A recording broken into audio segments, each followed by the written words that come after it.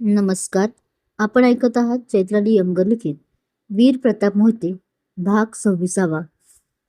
रात्रीचे 2 वाजले होते. संपूर्ण वाडा शांत होता. फक्त बाहेर पहारेकरांच्या बुटांचा आवाज अधूनमधून येत होता. वीर बेडवर बसून लॅपटॉपवर काहीतरी काम करत होता. पण त्याचं डोकं सतत काव्याच्या दिशेला होतं.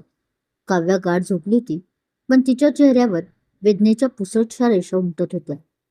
अचानक काव्याचा हात वीरच्या हातावर पडला. तिची पकड घट्ट होती. वीर, वीर उठ, ती विवळत म्हणाली. वीरने लॅपटॉप बाजूला फेकले. काव्या, काय झालं? पोटात दुखते का? हो, कळा सुरू झाल्या आहेत. वीर, खूप त्रास होतोय. काव्याच्या कपाळावर घामाचे थेंब जमा झाले होते. वीरचा थरकाप उडाला, पण त्याने स्वतःला सावरले. त्याने आधीच इमर्जन्सी प्लॅन तयार ठेवला होता. त्याने माऊसाहेबांना हाक मारली आणि खालच्या मजल्यावर असलेल्या डॉक्टरांना, जे गेल्या आठवड्याभरापासून वाड्यातच थांबले होते, त्यांना सावध केलं. काव्या, घाबरू नकोस. मी आहे ना. आपण आता हॉस्पिटलला निघतोय. वीरने तिला अलवारपणे उचलून घेतले. वाड्याच्या बाहेर आधी 2 गाड्या तयार होत्या. हॉस्पिटलमध्ये पोहोचताच काव्याला लेबर रूममध्ये नेण्यात आलं.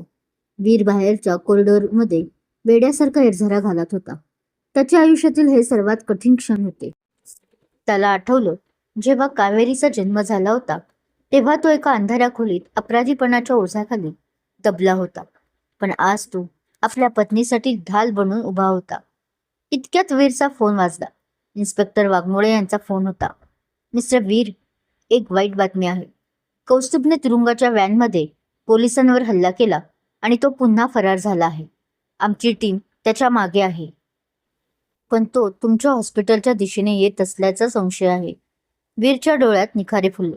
इन्स्पेक्टर, आज जर त्याने माझ्या कुटुंबाच्या आसपास येण्याचा प्रयत्न केला, तर मी कायद्याची वाट पाहणार नाही. आज त्याचा खेळ मीच संपवणार. वीरने आपल्या सिक्युरिटीला सज्ज केलं. त्याने हॉस्पिटलच्या त्या मजल्याचा ताबा घेतला. कोणीही अनोळखी माणसं आत येता कामा नये. जर कोणाकडे शस्त्र दिसलं तर थेट गोळी झाडा, वीरने आदेश दिला. आत लेबर रूममधून काव्याच्या ओरडण्याचे आवाज येत होते. वीरचं हृदय पिळवटून निघत होतं. त्याला आत जायचं होतं, पण बाहेरून शत्रू चालून येत होता. अचानक हॉस्पिटलची लाईट गेली. बॅकअप जनरेटर सुरू व्हायला काही सेकंद लागणार होते. त्याच काळोखात वीरला कोणाच्या तरी बुटाचा आवाज ऐकू आला. वीरने आपली बंदूक काढली आणि तो सावध झाला. वीर, बाहेर ये, तुझा काळ आलाय. कौस्तुभचा आवाज अंधारातून घुमला. वीरने आवाजाच्या दिशेने गोळी झाडली, पण कौस्तुभ चपळ होता. तो बाजूच्या लॉन्ड्री रूममध्ये लपला होता. कौस्तुभ, तू संपला आहे. आत्ताच शरण ये, नाहीतर तुझा देह इथून बाहेर पडणार नाही. वीर गरजला. दोघांमध्ये अंधारात लपाछपी सुरू झाली. कौस्तुभकडे चाकू होता. त्याने वीरवर झडप घातली. वीरच्या हाताला जखम झाली, पण त्याने कौस्तुभचा गळा पकडला. दोघांमध्ये तुंबळ हाणामारी सुरू झाली. तू माझ्या बहिणीचं आयुष्य खराब केलंस, कौस्तुभ ओरडला. ती तुझी बहीण कधीच नव्हती. तू फक्त पैशांचा भुकेला आहेस. वीरने त्याला जोरात भिंतीवर आदळले. त्याच वेळी हॉस्पिटलच्या गॅलरीतून कौस्तुभने खाली उडी मारण्याचा प्रयत्न केला, पण वीरने त्याचा पाय पकडला. कौस्तुभ लटकला होता. खाली 40 फुटांची खोली होती. वीर, वाचव मला. मी तुझा मेहुणा आहे. कौस्तुभ गयावया करू लागला. वीरने त्याच्या डोळ्यात पाहिलं. त्याला आठवलं त्याने काव्याला दिलेले दुःख, त्याने आजपर्यंत केलेले सर्व कट कारस्थानं. वीरने हात ढिले झाले.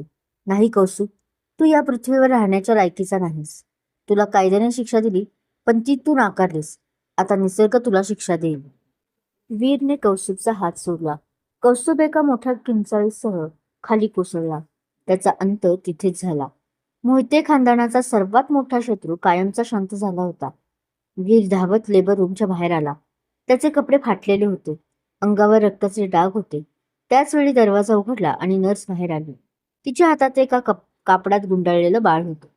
अभिनंदन मिस्टर मोहिते, तुम्हाला मुलगा झाला आहे, नर्सने हसून सांगितलं. वीरने त्या चिमुकल्या जीवाकडे पाहिलं. रक्ताने माखलेला आपला हात त्याने मागे घेतला. नर्स, मला हात धुवून येऊ द्या. मला माझ्या मुलाला अशा अवस्थेत स्पर्श करायचा नाही. वीरने स्वतःला स्वच्छ केलं आणि तो आत गेला. काव्या बेडवर निजली होती. तिच्या चेहऱ्यावर थकवा होता, पण बाळाला पाहताच तिचे डोळे चमकले. वीरने बाळाला हातात घेतलं. त्याच्या डोळ्यातून घळाघळा पाणी वाहू लागलं. काव्या, हा आपल्या नवीन आयुष्याचा पुरावा आहे. आजपासून आपल्या घरात फक्त आनंद असेल. कौस्तुभ गेला कायमचा. काव्याने वीरचा हात धरला. वीर, तू पुन्हा एकदा सिद्ध केलंस की तू आमचा रक्षक आहेस. आता आपण खऱ्या अर्थाने एक हॅपी फॅमिली आहोत. काही दिवसांनी काव्या आणि बाळ वाड्यावर परतले. वाड्याचं नाव आता मोहिते निवासवरून काव्या वीर सदन असं बदलण्यात आलं होतं. वीरने आपली सर्व संपत्ती काव्या आणि कावेरीच्या नावे केली होती.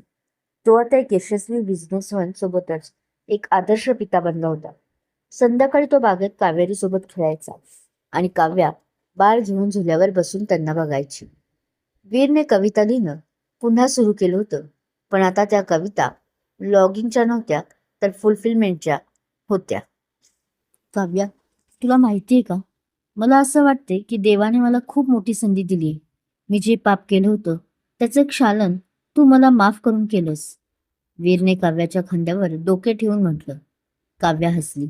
वीर, माणूस चुकीचा नसतो, त्याची वेळ चुकीची असते. तू बदलला आहेस हेच माझ्यासाठी सर्वात मोठं यश आहे.